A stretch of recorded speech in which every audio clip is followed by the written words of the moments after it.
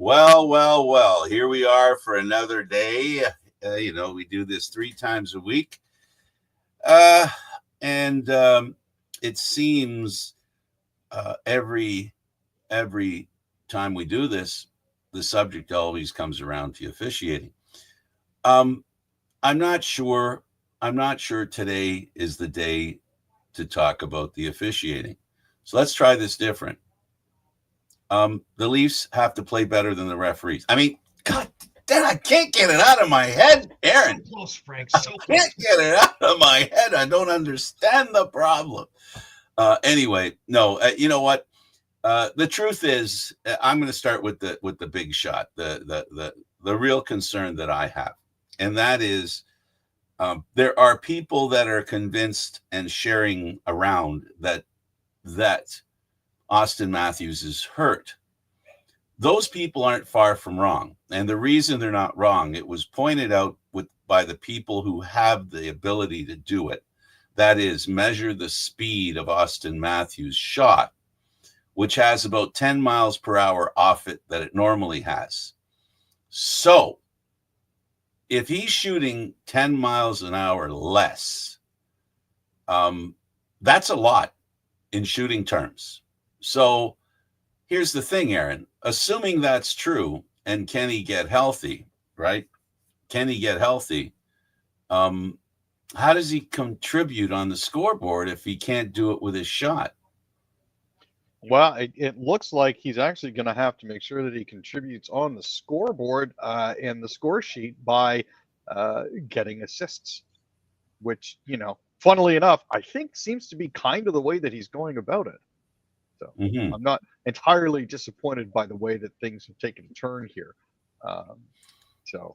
And is this issue that he has, it's a long-term injury that unfortunately isn't one that's setting oneself aside allows the healing process. In other words, things crop into my mind. I don't know about you, but we do know that he had an injury.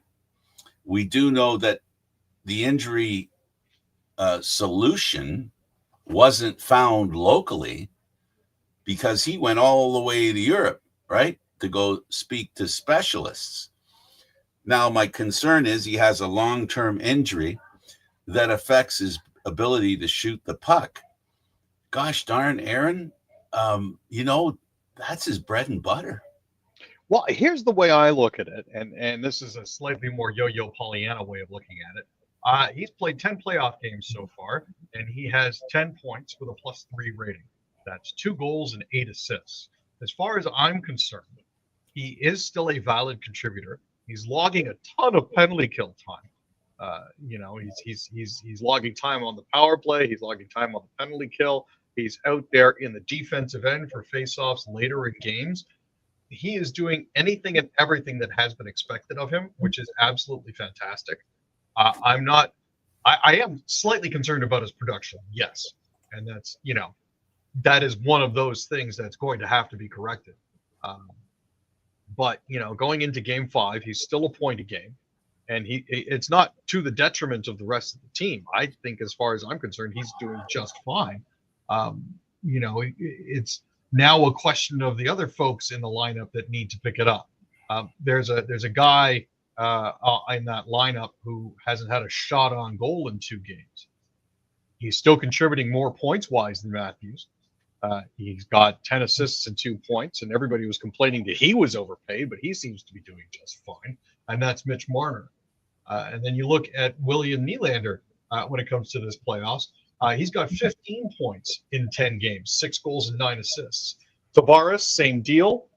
He's participating. It's now, there are things that they obviously need to address. There are things that they need to have happen, but it's not. You can take the defenseman on, put that defenseman on that same list.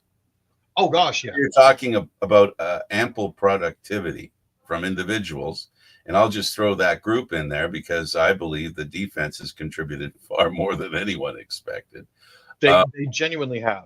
So now we're before we leave that top line, I'm going to let you continue with this, but before we leave that top line, don't forget Matthews is on a line with the three best players on the Leafs. Yep. They're the three best players on the Leafs.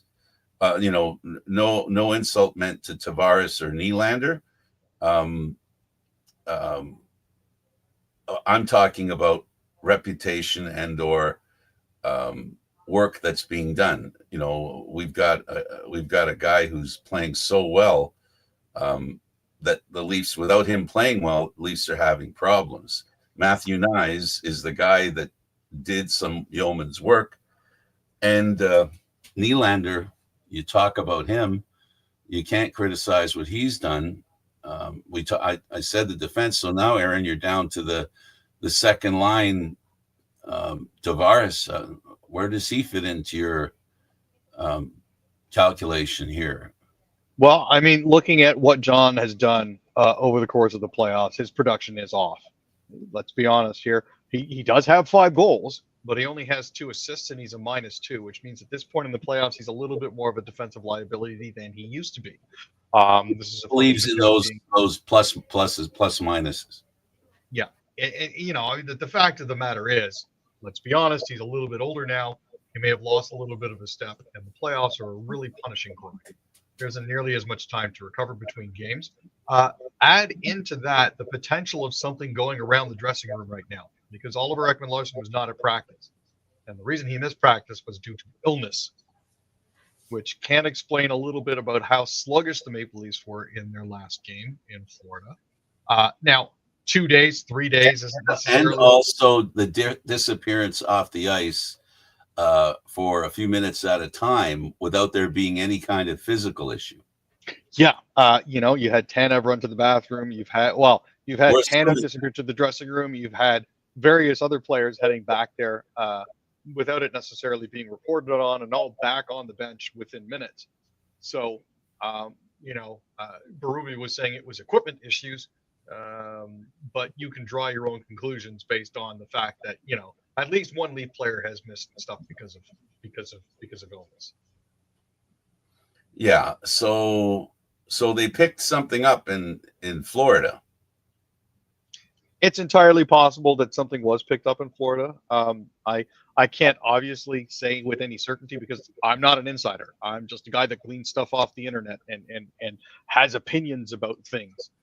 So I'm just saying that if the theory is that the reason they've been losing is because they've been sick, the losing started in Florida.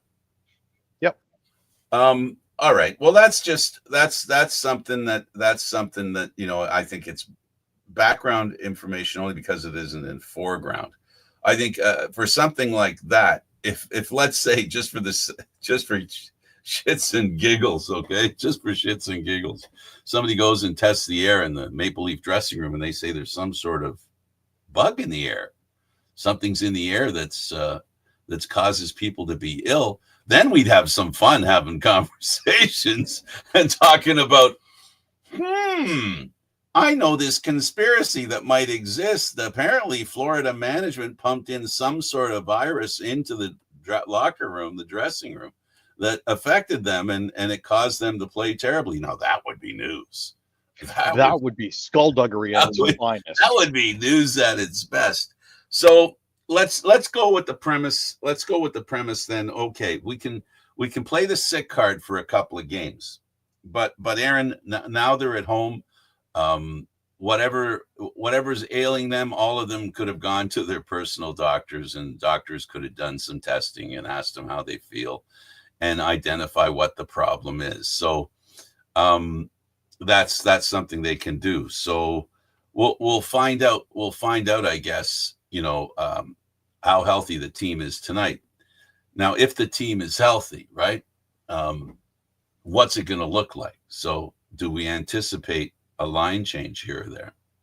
Well, David Kampf hasn't been in the Maple Leafs lineup since April 2nd. That's 42 days ago. He missed the final 7 games of the regular season after suffering an upper body injury. That is one of the people that could draw in because he was on the ice, and on Daily Faceoff, he's no longer listed as day-to-day. The only people that are currently on IR are Yanni Hakanpää and Anthony Stolarz. Reeves was seen practicing on a line with Robertson and Kampf, which could be a very potentially interesting fifth line or alternative. Um, that is something that can be considered. The other thing is, again, Robertson is known to play particularly well after drawing back in again. That's the move I'd make. Yeah, and the thing that triggers it for me is that he can score. And what are the Leafs suffering from? Oh yeah, a lack of scoring. What do you know? And I mean, when you look at Robertson's stats over the course of the series, he's played 2 games and he's had 1 point. That in and of itself, he hasn't played since the Ottawa series. So that there's been a long spell there where he hasn't been doing that. We've seen him come into the lineup and work some magic. And you got to work with has been when he's in the lineup too long. And you've got to work with the fact that Yarncrook, Lawrence, Holmberg, and McMahon all have just 1 point in the playoffs. They have as many points as Nicky Bobby with 2 to 3 times as many games played. So, do you take a risk and put him in and see what happens? Yeah, I say, and this is gonna be something that doesn't make sense at its face. I would just take him out of take Bobby McMahon out and replace him with the other Bobby. That's what I would do. And the simple reason would be, and this is my if we really want to get down to it, all right. McMahon has not looked efficient physically or on the score sheet. He has been short on basically being an asset for the team. He has not looked dominating physically. His size, he has a lot of size. And he hasn't looked dangerous. He's got a great shot. Why isn't he taking shots? Why is he not shooting? Why isn't he? Is he suffering from an injury on his hands? Because if he's suffering an injury in his hands, you can do with him less than you can Austin Matthews. Yeah, and that's, I think, the real question here is what are the Leafs going to do to try to limit and try to contain and try to, get away with whatever it is that they've been doing that will help them win games. That's the real issue that they're looking at here. Yeah. They've got other weapons that they can put in, so we'll see. Well, sometimes a change is as good as a rest. This is true. Right? Sometimes for the team, I think a little bit of his gumption, which he does have, sometimes Robertson's gumption's a little misguided, okay? Sometimes he takes silly penalties. But I just think his foot speed right now would be very helpful in this game. Especially because Florida plays such a tight defensive game. The leaning on penalties, whether they're called or not, is a little heavier for a guy like if Robertson's out there and somebody's, having a really good time moving around. They're going to do whatever they can to stop him from moving around, whether it's hold his stick or hold him or, Robertson's small. So this kind of series is counterintuitive to bring him in, Aaron, but I don't know. I just think they need some kind of energy. They just lack this energy. Yeah, it's I think exactly what the Leafs could potentially use and could definitely need. There hasn't been a lot of change when it comes to what Florida is doing. You look at their first. Well, they changed the whole fourth line. They have. That's one of the things that they do exceptionally well is juggle their bottom six. They haven't touched the Luostarinen, Lundell, and Marchand line because that line is clicking for them. But Greer, Nosek, and Gadjevich are new ones drawing in. I find it curious that Jesper Boqvist is still up on the front line with Barkov and Reinhart based on his 0 goals and 0 assists and only 9 minutes and 40 odd seconds of time on ice. That to me is curious, but I suspect that there's something else that's going on there. So I think he brings something else to that line. Okay. So now we've got the Florida Panthers executive and alternate governor. He gets suspended by the National Hockey League, getting involved in tweets that are that mention things that don't need to be talked about when it comes to hockey. So he's gone. We'll see how that goes. Tell me, just shortly, what's the importance of him being gone? Well, I just think it's nice to see that the NHL does have some standards when it comes to this sort of thing. When it comes to language that its representatives and executives use. What about the ones for the players, like the ones that do this? That's supposed to be a penalty. Well, and again, comments like Doug Sifu's are more likely to hurt the NHL than some player drawing his finger across his neck on the ice. And let's be honest, if you're saying a whole bunch of crap to hockey players, they're probably not listening to you on the ice anyways, because they've got other stuff to think about. Yeah, but still, they set a standard in regards to that. That's a penalty. It's been a penalty for a long time. The NHL decided that wasn't something they wanted any part of, but they seem to be okay with it right now. So we'll see. Yeah, you're right. He's not so much fun. Hey, listen, let's take a quick break because I can't help but notice what's going on across the pond, if you will. And Crosby's playing, Fleury's playing, McKinnon's playing with them. And the part I like the most about this team is the young bucks are playing as well. And what a thrill it must be for them to be playing with Crosby, McKinnon, Fleury. I mean, we're talking legends. The kids at the beginning of their NHL careers are getting a chance to play with literally legends. Well, and he did actually manage to score his first goal of the men's hockey championship as Canada beat France yesterday. Crosby actually put Canada up 3-0 on a power play in the second period. He's playing in his first world championship since leading his country to a gold medal in the 2015 tournament in Czechia. So it's been over a decade. Bo Horvat had 2 goals, including the game winner in the first period to give him 4 at the tournament. Will Coyle and Brandon Montour also scored for Canada, who now have a perfect 9 points from 3 regulation wins so far to share the Group A lead with co-host Sweden.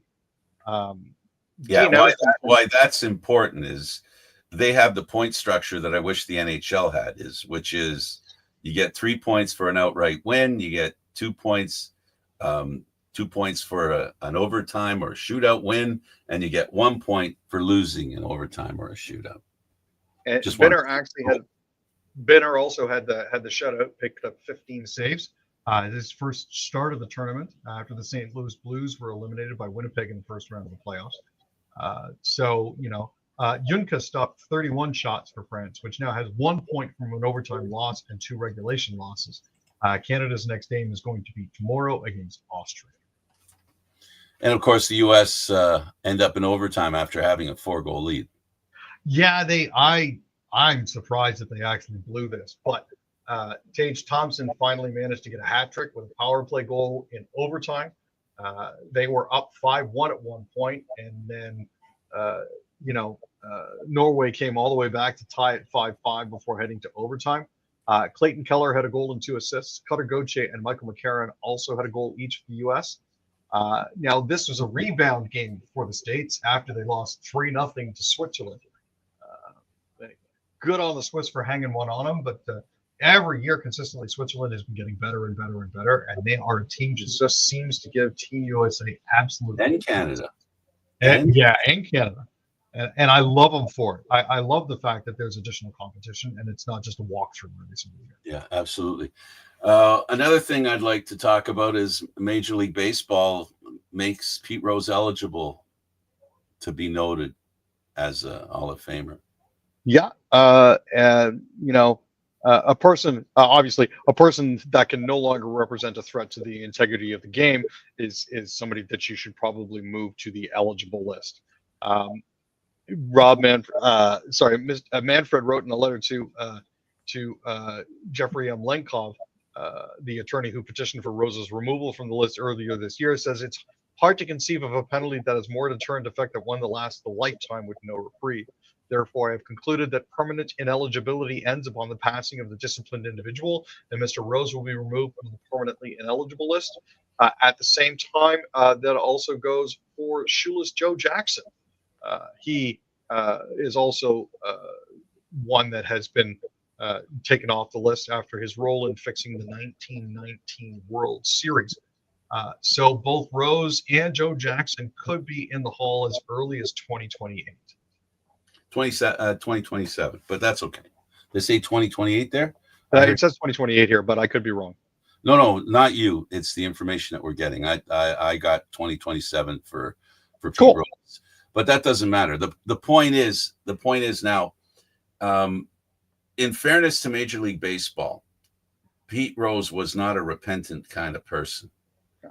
And they didn't want to have the chance of having him stand there accepting his position in the Hall of Fame and then go through what he was known to do at the end. His bitterness, whether it's justified or not, it was something Major League Baseball didn't want a part of, and that's why he hasn't been involved with the opportunity. But when they gave it to him, they had to give it to everybody else behind him.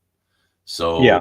That's essentially how it works. So they came to the realization that nobody who's dead is gonna embarrass you anymore.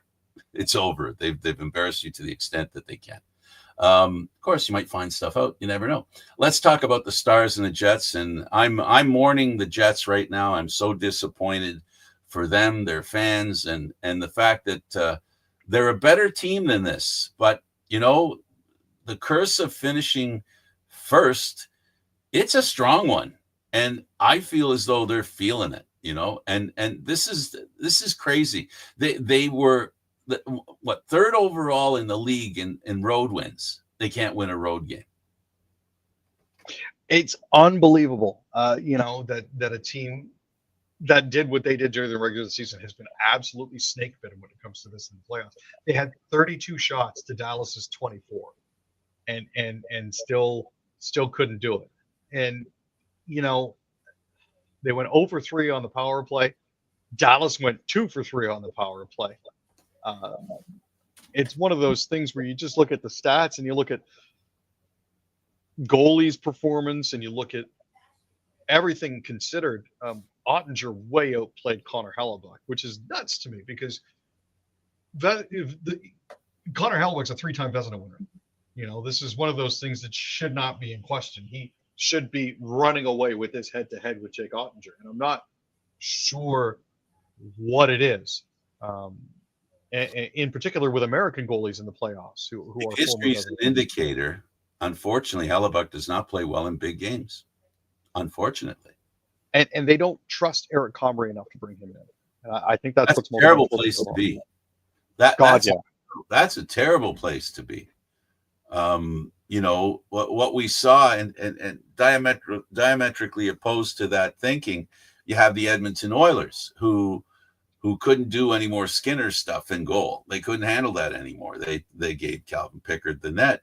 What happens after a good run? Calvin Pickard helps them, make it out of the first round and starts them real well in the second round, and then he gets hurt, and now Skinner's back and he gets a second life. That's one of the things about why I'm saying that right now quickly, because if Hellebuck, he's been taken out. I just don't know what, I'm having a conversation. I'm thinking about stuff while I have the conversation with myself. He's just, nothing turns his game around. It's just crazy. He goes on the road. It's not going to be good. Now, it's a very small sample size when it comes to the goalie that's replaced him, but Eric Comrie right now actually has a .923 save percentage in the 3 games that he's taken over for Hellebuck for, because Hellebuck's been pulled. Right. And he's been shut out perfect in those games. He was bad against St. Louis. Don't get me wrong. Comrie let in 1 goal on 3 shots. But against Edmonton back on April 13th, during the tail end of the regular season, he stopped 35 of 38 shots for a .921 save percentage. Maybe it's a Winnipeg thing. It could be. And by Winnipeg thing, I mean they didn't have an answer. Winnipeg didn't have an answer when Zach Collaros got hurt in the Grey Cup. They wouldn't put the backup quarterback in.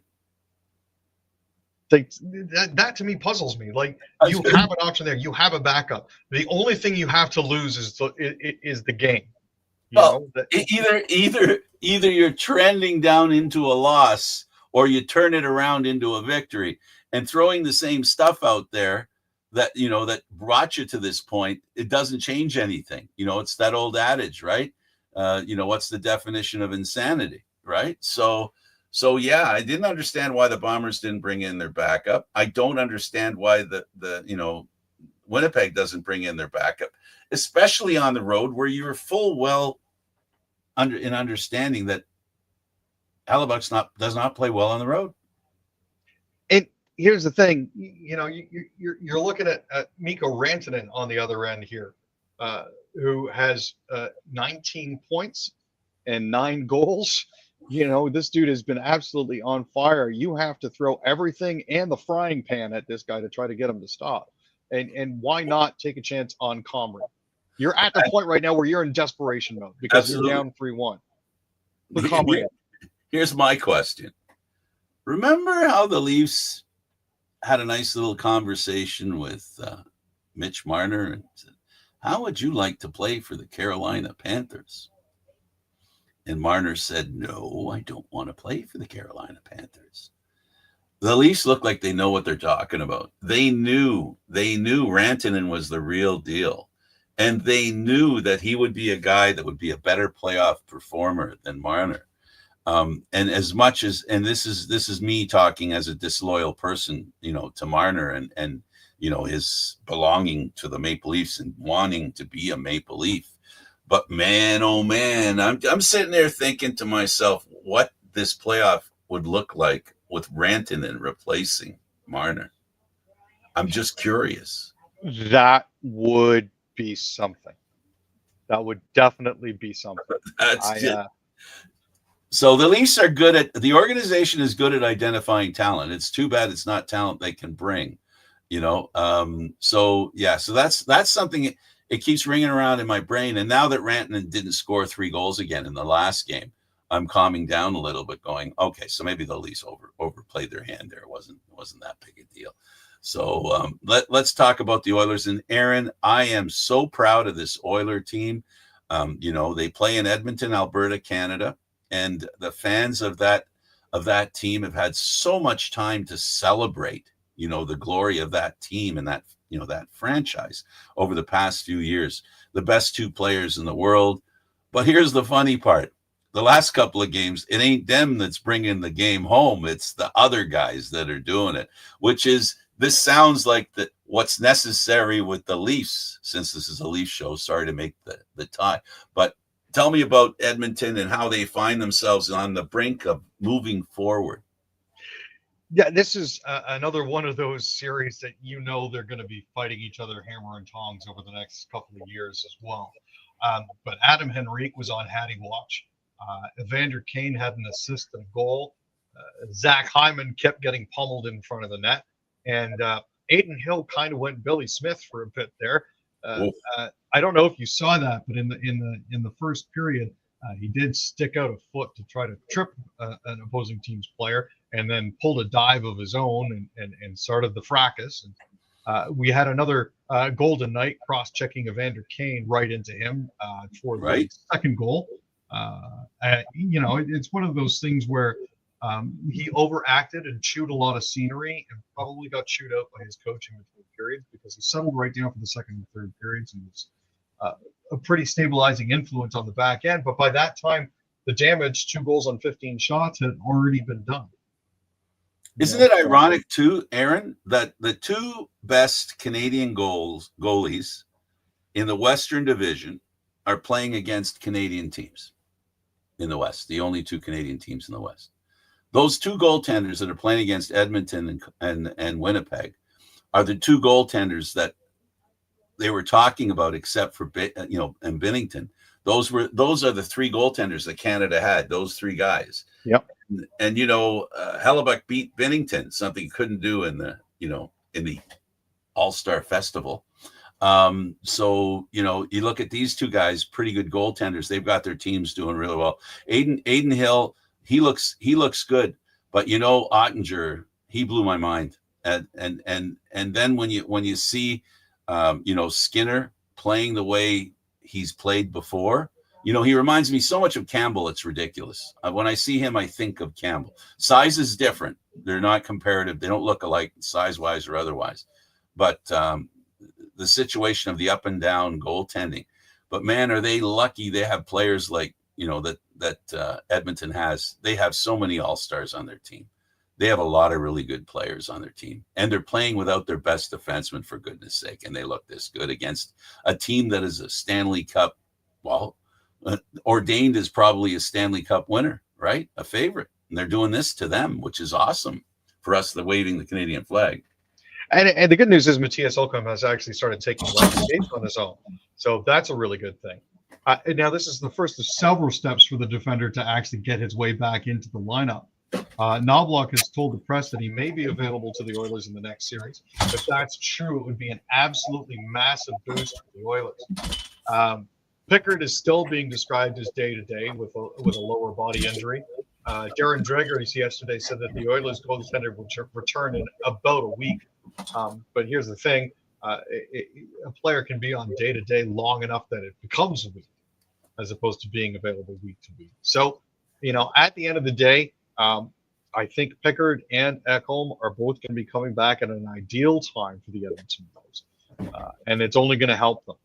So this is great news for them. If they can make it there, if they can take the series, that would be absolutely fantastic. That takes care of that disaster. Let's finish up with the Leafs, and the game now begins. Domi, Nylander, they're going to be focal points if you believe what Tkachuk did with Nylander. They're going to be focal points with some physical play and intimidation.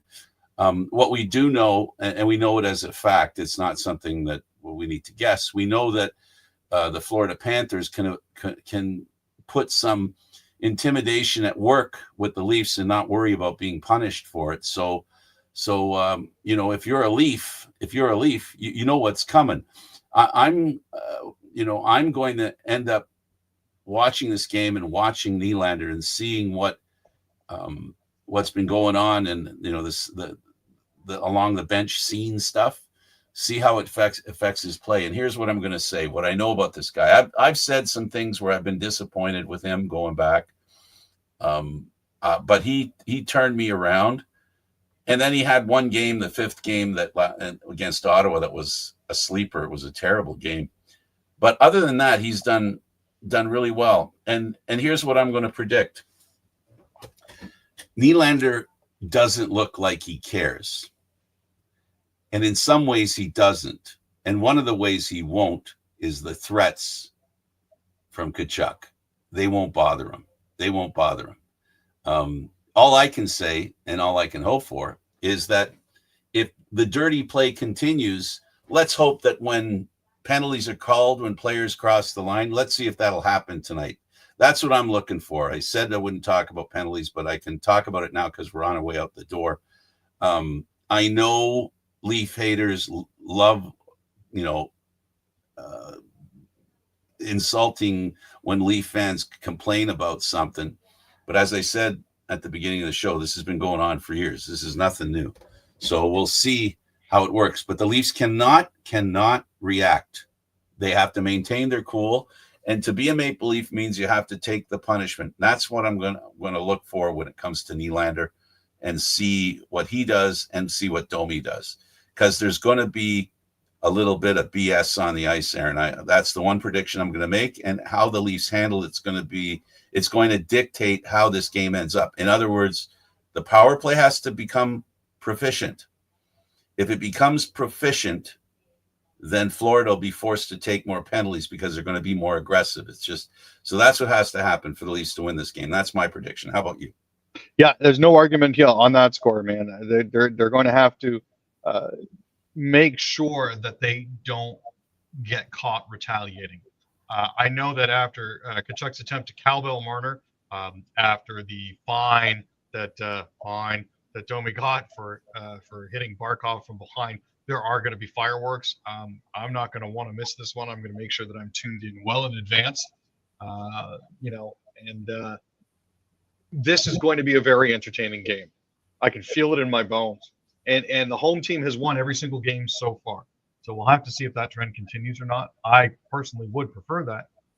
But this is the NHL, and you never know. Quelle surprise. He's Aaron William Freeland, a diehard Leaf fan. I'm Candid Frank Stanisci, a diehard Toronto fan. Not necessarily the Leafs, but I do love watching my town celebrate. So being a reporter for the CFL, I've had a lot of occasion to watch Toronto fans celebrate. And going back to the NBA's, the Toronto Raptors winning the championship, I'm dying to see a Canadian team win. I'm sticking to that. To end the show, I'll say this right now. The top three are Edmonton, Toronto, and Winnipeg. Sadly, Winnipeg was at the top of the list when this playoff season started. Until next time, I'm Candid Frank Stanisci. Thank you for watching. Have a great night, everybody. Enjoy the game. And join us again on Friday. If Aaron isn't here, we'll see if we can find somebody else and we can talk about what happens tonight. Perfect.